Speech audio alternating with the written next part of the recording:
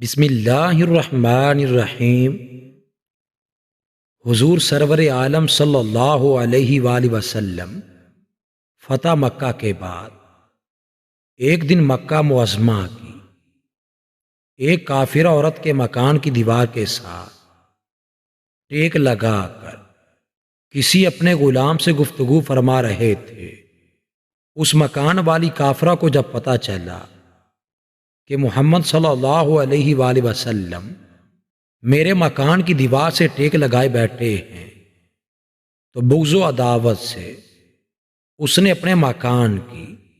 سب کھڑکیاں بند کر ڈالیں تاکہ حضور کی آواز نہ سن پائے۔ اسی وقت جبریل امین حاضر ہوئے اور عرض کیا، یا رسول اللہ صلی اللہ علیہ وآلہ وسلم، خدا تعالیٰ فرماتا ہے کہ اگرچہ یہ عورت کافرہ ہے مگر آپ کی شان بڑی عرفہ ہے،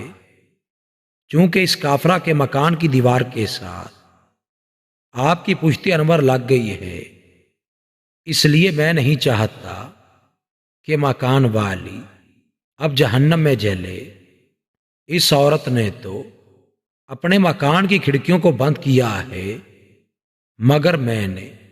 اس کے دل کی کھڑکی کھول دی ہے، اور یہ صرف اس کی دیوار سے آپ کے ٹیک لگا کر کھڑے ہونے کی برکت ہے۔ اتنے میں وہ عورت بے چین ہو کر گھر سے نکلی اور حضور کے قدموں پر گر گئی